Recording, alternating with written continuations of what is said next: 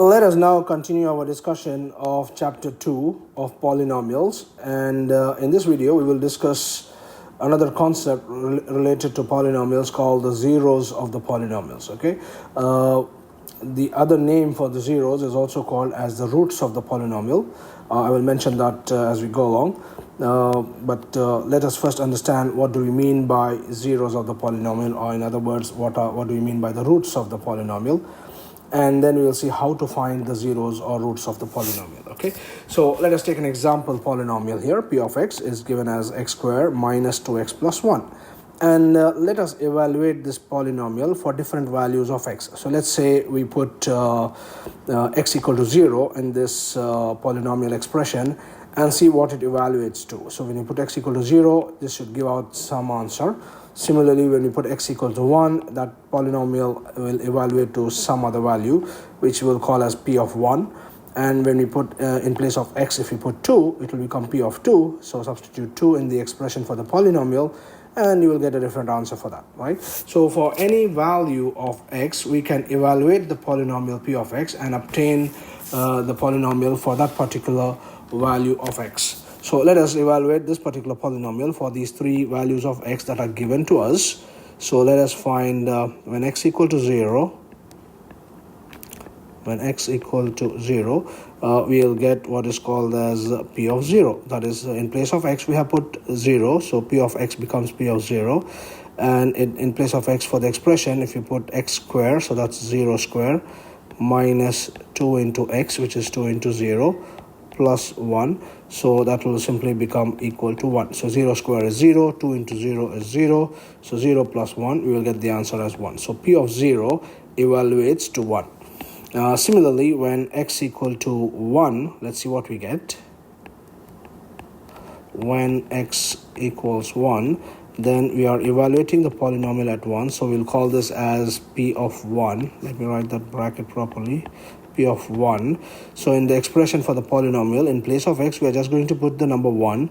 So x squared will become 1 square minus 2x. So in place of x, we'll put 1. So minus 2 into 1 plus the 1 that we have there in the expression. So that evaluates to 1 square is 1, minus 2 into 1 is 2, plus 1. And that is equal to 0, right? So 1 minus 2 plus 1, so we have 1 minus 2 is minus 1, minus 1 plus 1 is 0.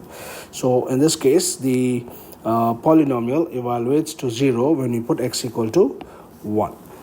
Let us see the other two values that we have here and see what does the polynomial evaluate to. So when x equals minus 1, so we get what is called as p of minus 1.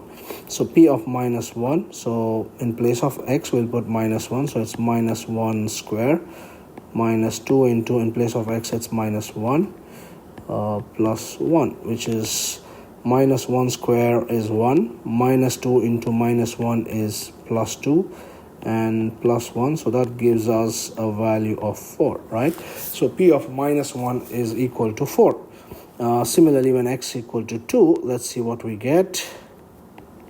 When x equals 2, we are evaluating the polynomial at 2, so we call it as p of 2, and that will be 2 square minus 2 into 2 minus 1. So 2 square is 4, it's plus 1 in the end, okay, it's plus 1, because we have in the expression it's plus 1 here. So 2 square is 4, minus 2 into 2 is also minus 4, plus 1, so we get again a 1. Okay, so now when what we see is that when we put different values for x in the expression for the polynomial, we get different answers. And a special case is this particular case. When we put x equal to 1 here, we got the polynomial evaluated to 0. So the answer for p of 1 was 0, and this is a special value for that polynomial. So the one that we have got here, at which the polynomial evaluates to 0, that value is called as the 0 of the polynomial. So the 0 of the polynomial is basically the value of x at which p of x evaluates to 0.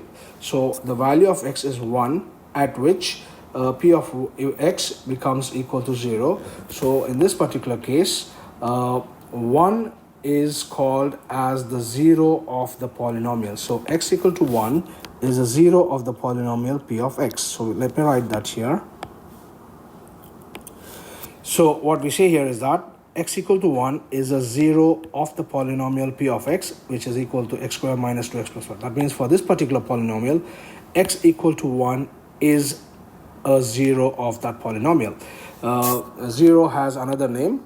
It is also called as the root of the polynomial. Okay, so we now know what is the definition for the 0 or root of the polynomial. The 0 or root of a polynomial is the value of x at which the expression for the polynomial evaluates to 0. So when you put x equal to 1, the expression for the polynomial becomes equal to 0, and therefore x equal to 1 is the 0 or root of the polynomial. So as I said, root is another name for the 0 of the polynomial. So basically we want to find the value of x at which the polynomial becomes equal to 0, and that gives us the 0 of the polynomial.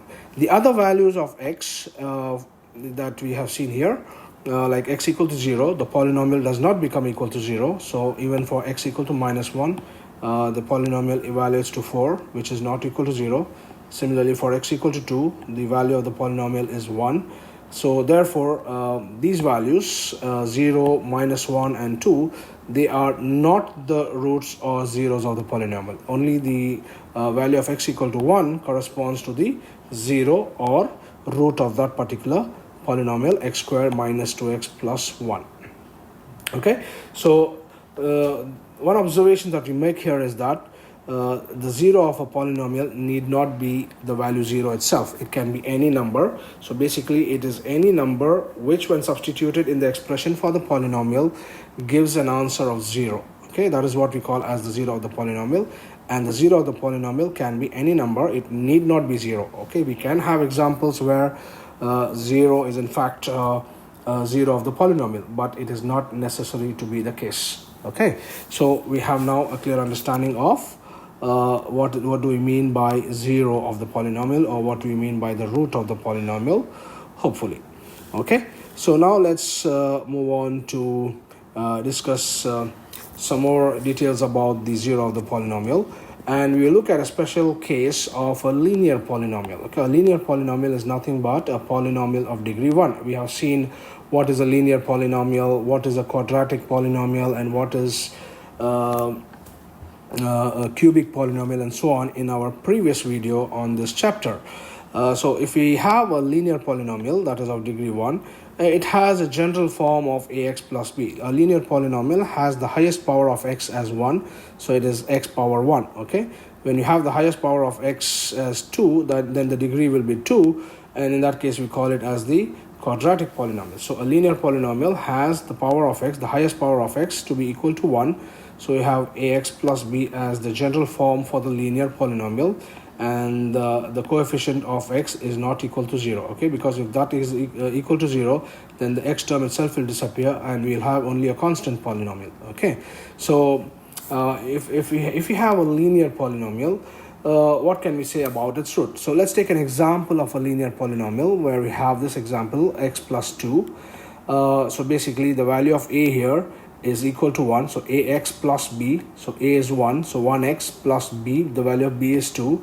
So we want to find the value of x at which this whole expression will become 0. So think about it. What value can we substitute in place of x that will make this entire expression to go to 0? The only value that we can put here and make this whole thing as 0 is x equal to minus 2. If we put x equal to minus 2, minus 2 plus 2 will be 0. So clearly this is a very simple example, and intuitively we can think what would be the value of x that will make this expression 0. So let me write that. At x equals minus 2, we will get p of minus 2, which is minus 2 plus 2, which is equal to 0. So therefore we have a root. So therefore we can say x equals minus 2 is a 0, or we can also say it is a root of p of x equals x plus 2. Okay, so this is very intuitive. If we have an expression which is much bigger, then in that case we'll have to do like a trial and error, put different values of x and see what is the answer we get. And if you get a number for which the expression evaluates to 0, then we will know that that particular number is the root or 0 of the polynomial. Okay, a simple way of doing that is to create what is called as the polynomial equation. So basically we will make p of x to be equal to 0. So if we make p of x equals x plus 2 equals 0, is called as the polynomial equation. It's called the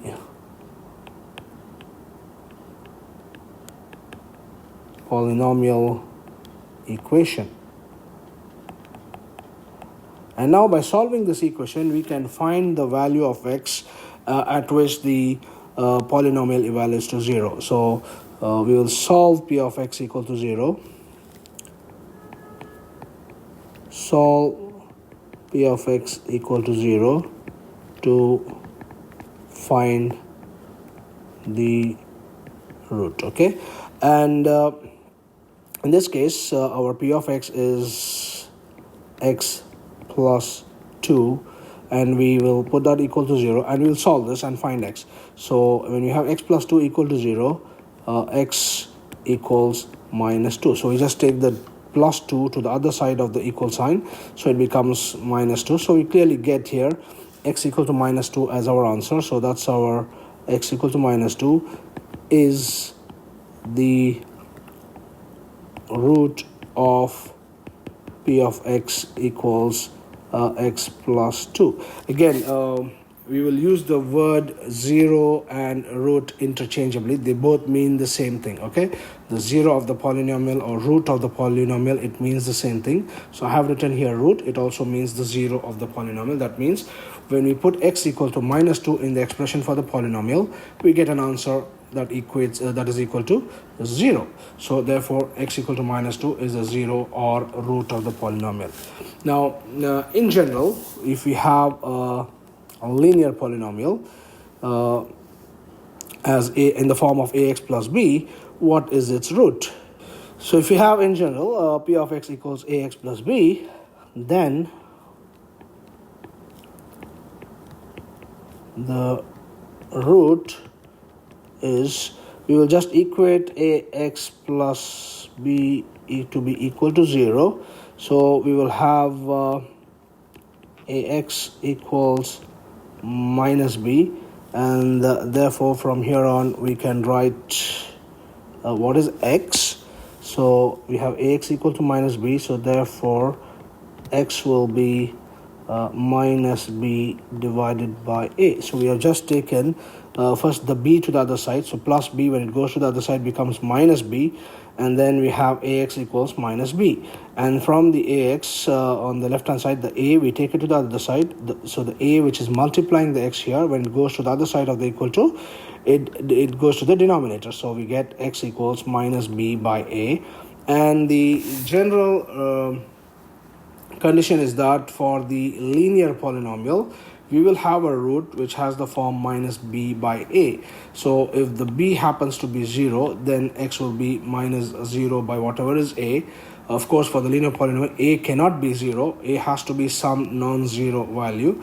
So x will be minus b by a. But by chance, if that b happens to be 0, then the root will be simply 0, which will be 0 by a, which is 0. So we will have a root for the linear polynomial which takes this general form of minus b by a. Okay, that's one thing. The other thing we need to know about the linear polynomial is that for a linear polynomial there is only one single root. So for example, for this expression x plus 2, the only root is x equal to minus 2. Similarly, if I have a general expression ax plus b, then the root of that polynomial is minus b by a. So a linear polynomial has one and only one root. Okay, Okay, that's another observation that we need to remember. Okay, so I have mentioned that here a linear polynomial has one and only one zero or root. Okay, so there's only one zero or one root for the linear polynomial. So now let's look at another example of a linear polynomial, and we will try to find the root. First we will try to find intuitively, and then we will find the root using the polynomial equation. Okay, so a root is the value of x that will make this expression go to 0. So what value can we put in place of x that will make this whole expression become 0? So the value of x should be such that this entire 2x, okay, is minus 1.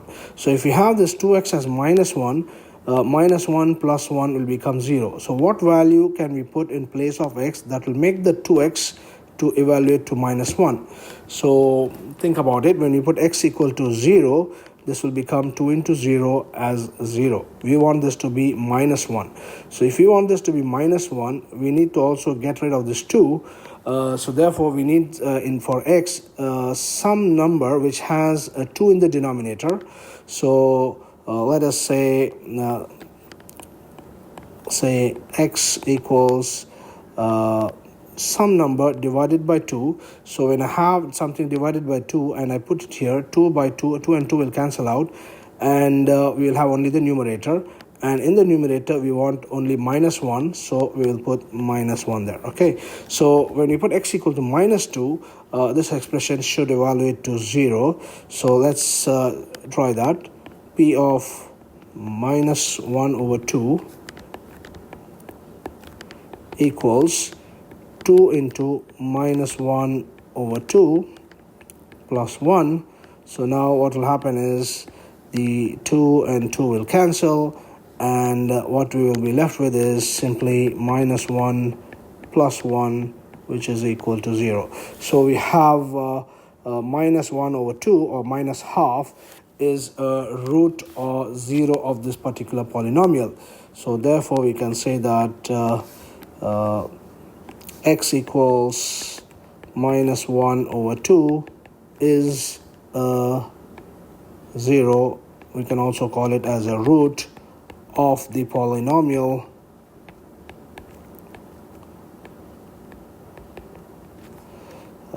p of x equals 2x plus 1. Okay, we can now see how we can find the same value of the 0 or root using the polynomial equation. So let's write down the polynomial equation.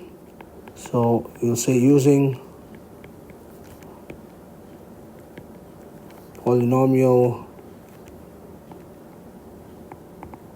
equation, so we'll just say p of x equals 0. That means we have to make it 2x plus 1 equals 0 and solve for x. So we take the 1 to the other side, so we'll get 2x equals, when you take the plus 1 to the other side, we will have it as minus 1. And now we can solve for x. We can take the 2 to the other side, so it will go to the denominator, so we get x equals minus 1 by 2. And there we go. We have x equal to minus 1 by 2, which is the same value that we obtained previously over here. X equals minus 1 by 2. Here we did it intuitively by trying to figure out what will be the value of x if we substitute in this expression that will make this expression go to 0. So by using the polynomial equation, we can do it in a much straightforward way rather than trying to think of various numbers that will make that expression 0. So we can directly create the polynomial equation by evaluating or by equating the polynomial to 0 and then solving for x, and that will give us the root of the polynomial. Okay, so we have seen another example here how to find the root of the polynomial. Okay, so far in all the examples that we have seen, these are all linear polynomials. So the highest degree, the highest power is 1, so the degree of this polynomial is 1. So therefore it has only one root. Similarly, in the previous equation, the degree of x is 1, so the degree of the polynomial is 1, and therefore it is a linear polynomial, and therefore it had only a single root. Okay, so now we will go to an example where we have the degree of the polynomial is 2. So this is basically a quadratic polynomial. So when we have a quadratic polynomial, we will see what are the roots of the polynomial. So in this case, we are given some values of x and we are asked to observe or evaluate what is the value of the polynomial at these two values of x. So we are given x equal to 0 and x equal to 2. So let's substitute each of these in the expression for the polynomial and see what we get for p of x. So the first case, when x equal to 0, so we'll do x equal to 0. That means p of 0, so will be 0 square minus 2 into 0, which is 0. So clearly p of 0 equals 0. So therefore x equals 0 is 0 of the polynomial, or of the polynomial p of x. Okay, p of x equals x square minus 2x. So similarly, let's see what happens when x equal to 2. So we'll have p of 2. So we'll have, in place of x we'll put 2, so that's 2 square minus 2 into 2. So 2 square is 4 minus 2 into 2 is 4. So that also equates to 0. So therefore now in this particular case we have two roots. So therefore x equal to 2 is also a 0 or root of the polynomial p of x equals x square minus 2x. Okay, so what we see here is thus for a quadratic polynomial, or in the degree is 2, we have two different roots, or we have two roots. Okay, the roots may be same as well, but there are two roots if the degree of the polynomial is 2. Okay, so one of the roots in this particular case is x equal to 0 and the other root is x equal to 2.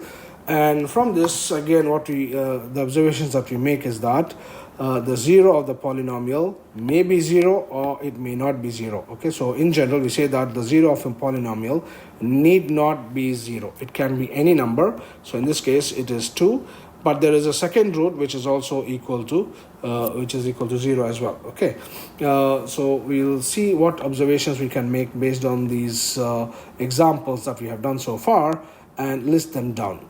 So the first observation we make is that the 0 of a polynomial need not be 0. Okay, we have here the number 2 is also a 0 of the polynomial, so it need not necessarily be 0. The second observation is 0 can also be a 0 of the polynomial, as we have in this particular example. X equal to 0 is also a 0 of the polynomial, so therefore 0 may be a 0 of the polynomial. Okay, the first observation is that the 0 of the polynomial need not be 0. We can have any other value as well, like in this case we had 2.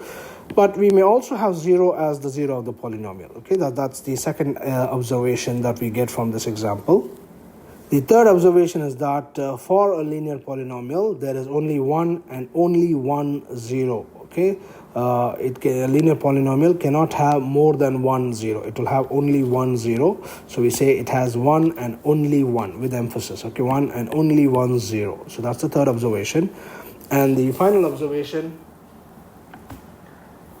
is that, as we have seen from this example, a polynomial may have more than one 0. So clearly, as we have seen in this example for the quadratic polynomial, it has two zeros. So in general, we say that a polynomial can have more than one 0 unless it is a linear polynomial, in which case it can have only one 0. If it is not a linear polynomial, then the polynomial can have more than one 0 as well. Okay, so these are the few observations that we have noted from the examples we have seen so far. So let us now move on to solve some problems from the exercise of the topic of zeros of the polynomial. So that is exercise number 2.2, And I won't be solving all the questions from the exercise, but I will solve only a few selected examples from each of the categories in the exercise number 2.2. So the first problem is to evaluate the polynomial given here at different values of x, at x equal to 0, at x equal to -1, and x equal to 2, and see what answers we get. And if any of those answers happens to be 0, then we can say that that particular value of x is a root of the polynomial. So let's evaluate each of them one by one. So we have let's do it for x equal to 0 first. So for x equal to 0, we are basically finding p of 0. So in place of x, we are going to put 0. So it's 5 into 0. I'm not going to write the polynomial each and every time. It's written here, 5x minus 4x squared plus 3. So in this expression, wherever there is an x, we are going to put the value of x, okay, which is 0 in this case. So 5 into 0 minus 4 into 0 square plus 3. So that's 0 minus 0 plus 3, which is equal to 3. So at x equal to 0, we get p of 0, which is equal to 3. So we say p of 0 equals 3. Let's do it for the second case, which is x equal to -1. So when x equal to -1, we will be evaluating p of -1, so which will be 5 into -1 minus 4 into -1 square plus 3. Okay, and we need to just simplify that. 5 into -1 is -5. Minus 4 into -1 square is +1. So therefore minus 4 into +1 is -4, and plus 3 excuse me. So minus 4 5 minus 4 is -9 plus 3, which is equal to -6. Okay, so at x equal to -1, we get the value of the polynomial evaluating to -6. And let's do it for the third case, which is x equal to 2, in which case we will be evaluating p of 2. So that's 5 into 2 minus 4 into 2 square plus 3. So that's 5 into 2 is 10. 2 square is 4. So minus 4 into 4 is -16 plus 3. So 10 minus 16 is -6 plus 3, which is equal to -3. Okay, so we have got the values of the polynomials for each of these particular values of x. So p of -1 is -6, and here p of 2 equals -3. And since none of these particular values of x evaluate the polynomial to 0, therefore none of these numbers are zeros of the polynomial. So x equal to 0 or x equal to -1 and even x equal to 2, none of these numbers are zeros of this particular polynomial. Okay, so we had to just evaluate the polynomial at different values of x, and we have those answers here. And we can understand that none of these numbers are zeros or roots of the polynomial p of x. Now let's move on to the second problem. Again, it's something very similar to the previous problem. We just have to evaluate the polynomial at different values of x. So instead of given the value of x, we are given evaluate or find p of 0, p of 1, and p of 2 for each of these polynomials. So in the first case, we have p of x. So we will find p of 0 equals, in place of x we will put 0. So 0 minus 1 into 0 plus 1. So that's equal to 0 minus 1 is -1, and 0 plus 1 is +1. So -1 into +1 is -1. So p of 0 is -1 for this case. So similarly, what will be p of 1? P of 1 is, in place of x we will put 1. So it's 1 minus 1 into 1 plus 1. So 1 minus 1 is 0, into 1 plus 1 is 2, and 0 into 2 is 0. So now what we see is that when we substitute the value 1 in the expression for the polynomial, we are getting an answer of 0. That means x equal to 1 is a 0 of the polynomial. So this particular 1 here is a 0 of this particular polynomial p of x. Okay, although we are not asked to say whether it is a 0 or root or not, but just for our information, for our understanding, we now know that this value 1 is indeed a 0 for this particular polynomial. So let's check for 2. So we will evaluate p of 2. So in place of x we will put 2. So it's 2 minus 1 into 2 plus 1. So 2 minus 1 is 1 into 2 plus 1 is 3. So we get it as 3.